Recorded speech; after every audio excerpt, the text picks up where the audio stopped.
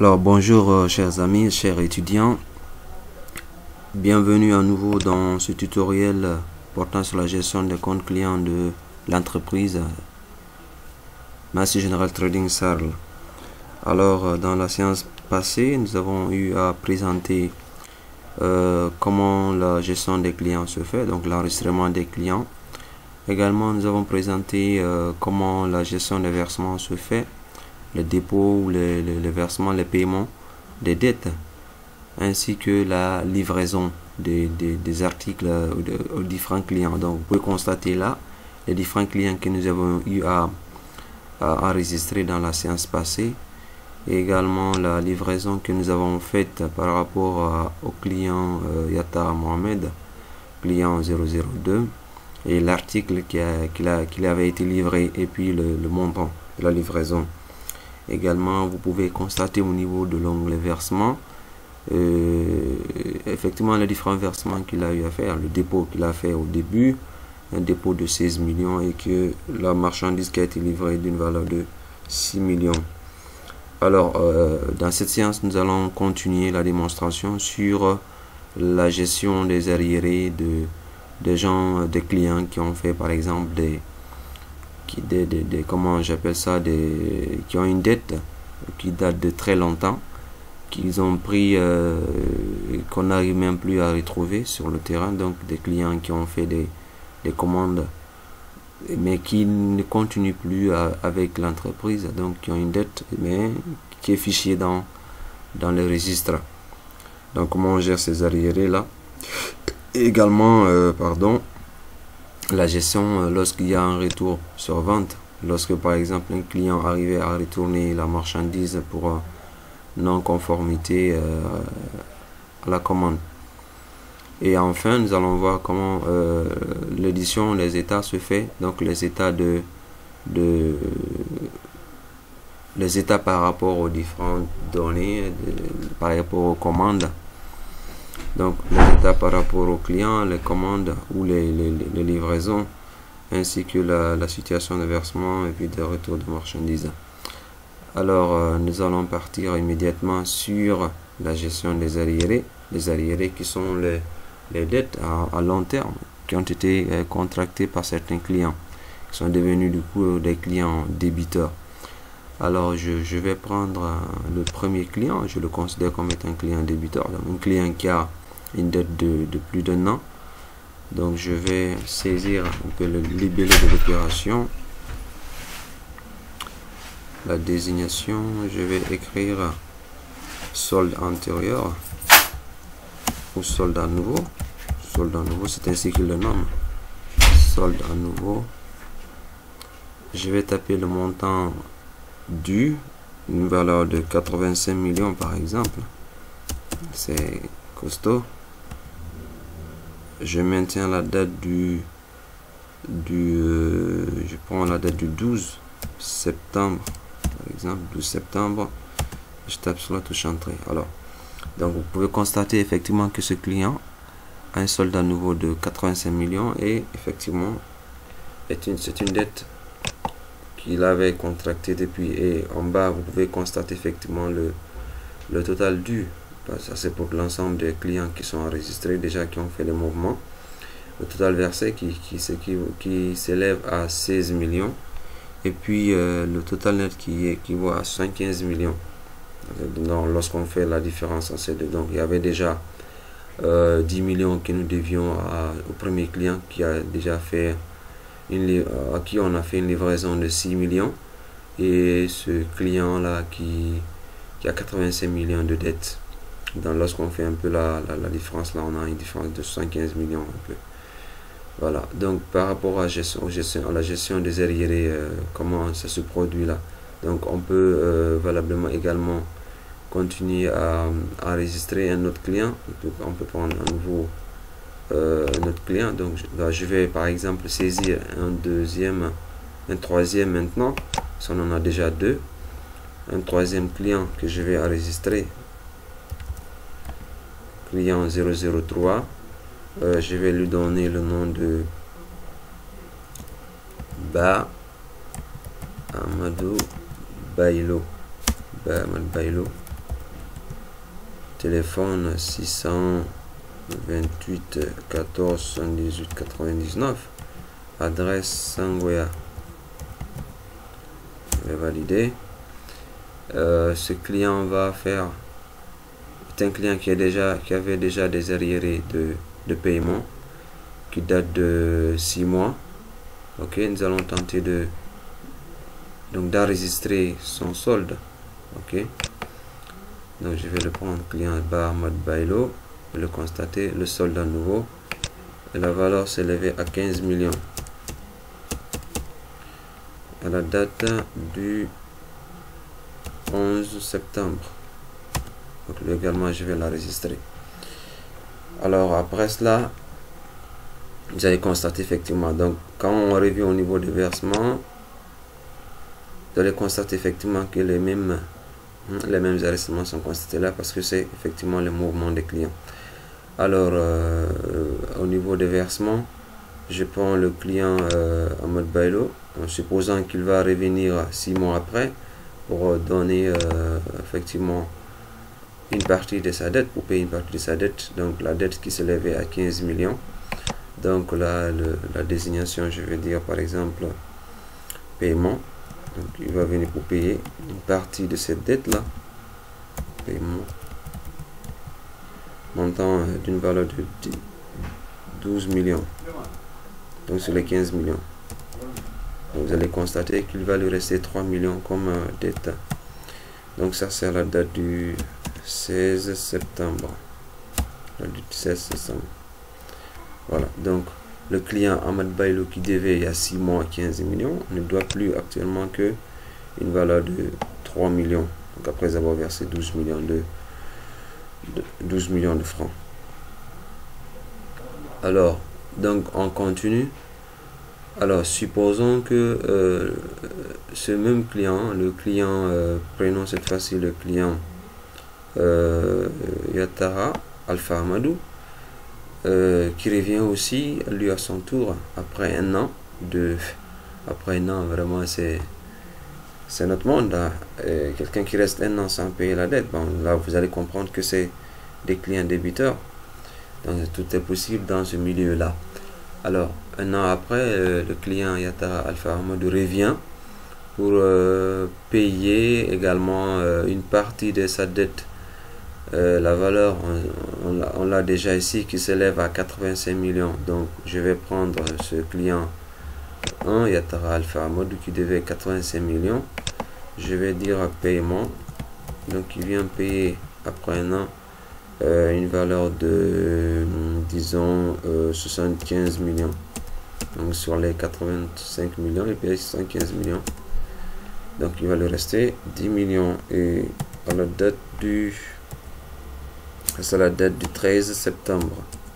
13 septembre. Voilà. Donc, pour ces deux clients-là, donc après avoir payé, il y a le premier qui doit 3 millions, le deuxième 10 millions. Donc, alors, quand on vient au niveau de retour sur vente, vous allez constater comment le retour sur vente se fait. Alors, ici, je disais tantôt que le retour sur vente se produit lorsque le client constate qu'il y a une anomalie dans la livraison ou qu'il n'y a pas de conformité à la commande qui a été effectuée auparavant. Donc, si nous prenons ce client-là, effectivement, le client 02, donc qui est le seul à faire la livraison, vous allez constater. Donc, les autres ne sont que des gens qui ont des arriérés. Donc, le seul client se retrouve ici parce que c'est le seul qui a pu faire la livraison. Ce qui en a pu faire la livraison plus tôt, donc supposons qu'il retourne une partie de la commande qui a été livrée. Alors à la date du, je prends la date du 21 septembre, la date du 21 septembre, la date du 21 septembre. Donc la désignation, on va dire par exemple, il a retourné, il avait livré des marchandises de, je vais vérifier ça, pardon, 915 à 1011 Blue Green, donc une quantité de vent à la valeur de 300 000. Donc il va retourner sur le vent par exemple 5 cartons, donc 915A, le modèle 915A pointure 10 11 couleur bleu green, on avait livré 20 cartons, il retourne par exemple 3 cartons au même prix, cette fois-ci toujours 300 000, ce qui vaut à une valeur de 900 000 et que l'on va valider. Donc le client, après avoir retourné cette marchandise, donc vous allez constater effectivement que cela a un impact au niveau de ses versements. Donc s'il devait déjà de l'argent, vous allez constater retour de marchandises. Retour de marchandises de valeur de 900 000.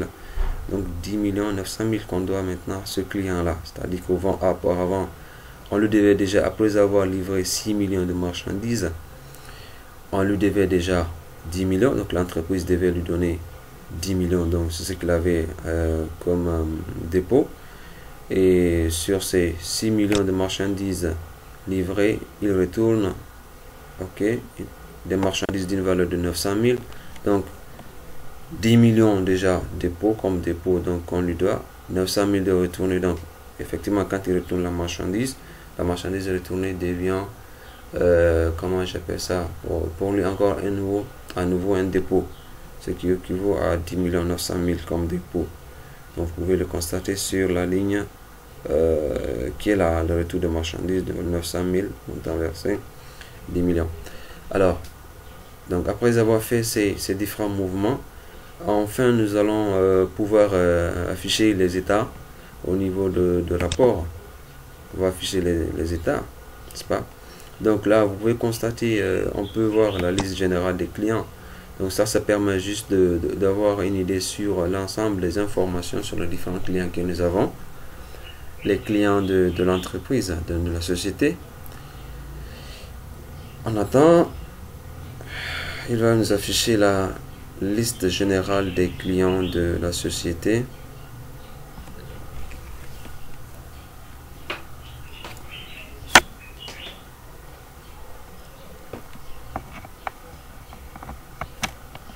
Ça prend du temps, donc on va revenir tout à l'heure. Voilà, le temps pour que l'application s'affiche. Donc l'état s'affiche, donc on va revenir tout à l'heure. On revient dans un instant, le temps pour l'état de s'afficher. Alors également vous avez l'état, effectivement, vous pouvez le constater là, avec l'entête de l'entreprise, la date d'impression, le nombre de pages, la liste des clients. Donc je peux faire un zoom là-dessus, zoom à 75%. C'est trop grand ça, je prends 50%, voilà. Donc vous pouvez constater là la liste de l'ensemble des clients que nous avons enregistrés auparavant, avec effectivement un tri sur le nom. Vous constatez là un tri sur le nom de par client. Alors ça c'est le premier état. Je vais faire ici le deuxième état. Donc, vous pouvez constater, j'ai fait en sorte que lorsque par exemple je fais passer le pointeur de la souris dessus, non, donc pardon, tout à l'heure j'ai reçu un appel de la maman. Alors je vais cliquer sur situation de commande par client ou par période. Donc vous allez constater que le pointeur de la souris change chaque fois que je fais passer la souris sur le bouton. Ok, vous pouvez le constater. Ça c'est un truc de programmation. Alors je vais cliquer sur situation de commande par client ou par période. Ok.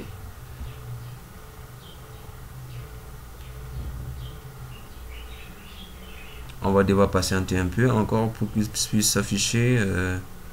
Voilà, ça vient. Ok. Et voilà. Alors on a l'état des différentes livraisons qui ont été effectuées. Alors c'est le seul client qui a fait, pour qui on a fait la livraison, Yata Mohamed. Effectivement pour une valeur de 6 millions. Les 6 millions sont là. On avait livré 20 cartons à une valeur de 6 millions. Donc ça c'était la livraison qui a été effectuée. Donc vous pouvez constater là qu'on peut faire un filtre sur les différentes livraisons. Pour le moment il n'y a qu'un seul client, donc le filtre ne sera pas intéressant comme ça. Donc, mais lorsqu'on a un grand nombre de clients qui ont fait des livraisons, donc lorsque le nombre d'opérations est très élevé, on peut faire donc un affichage filtré des différents de l'état. Donc, et là, avec le bouton affiché, on peut choisir soit la référence, on peut faire un filtre soit par référence du client ou par date de livraison. Donc, à partir de là, on peut afficher effectivement en fonction de soit en fonction de la référence du client ou bien en fonction de la date de livraison. Et ce bouton là permet de revenir en arrière, donc d'afficher la liste l'état général. Alors je continue toujours la démo au niveau des états suivants. Donc l'état suivant, c'est la situation de versement par client ou par période. Donc cette situation également permet d'avoir une vue sur les différents dépôts ou les paiements, des différentes dettes. Ok, voilà, comme vous pouvez le constater. Donc voilà, là ça donne la situation générale des différents versements, les dépôts, les paiements, les soldes, des dettes donc des clients débiteurs. Donc également là, c'est une situation déjà, vous pouvez constater le total dû exactement tout à l'heure, comme sur l'onglet gestion des versements, vous pouvez le constater. Donc ici également on a le total, c'est le total dû, donc l'ensemble des dettes versées et le total dû, donc la somme de ces montants là sur cette colonne, et puis le total versé vraiment qui représente la somme de ce montant là, et puis le solde, le total net, c'est une valeur de 2 100 000. Ok, on peut faire donc à l'image de l'état tout à l'heure là, on peut faire donc un filtre.